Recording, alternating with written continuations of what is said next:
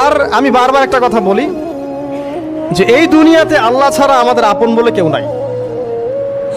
আপনি যাকে আপন মনে করেন না কেন, আমাদের সম্পর্ক আছে বাবার সাথে, মায়ের সাথে, স্ত্রী সন্তানদের সবার সাথে, আমাদের হক আছে, অধিকার আছে, সব ঠিক আছে। বিশ্বাস করেন আল্লাহ ছাড়া আপন বলে আপনার কেউ নাই।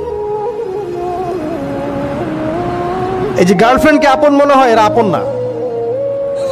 স্ত্রী সন্তানদেরকে খুব আপন মনে হয়, আপনার মৃত্যুর পর 40 দিন সময় লাগবে না সব ভুলে যেতে।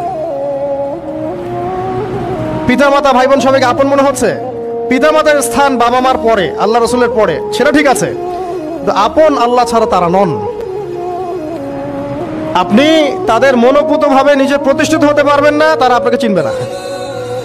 বলে সারাটা জীবন তোর পিছনে এত টাকা ঢাললাম, কি করলি?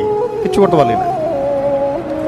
আবার এখন যারা পিতামাতা হয়েছেন, সন্তানদেরকে আপন মনে হচ্ছে, দেখবেন এই সন্তানকে আপনি আপনার মনোপুতভাবে সম্পত্তি দিতে পারবেন না, ভরণ পোষণ দিতে পারবেন না, এই সন্তান বড় হয়ে আপনাকে বৃদ্ধাশ্রমে পাঠাইতে পারে, নাউজুবিল্লাহ।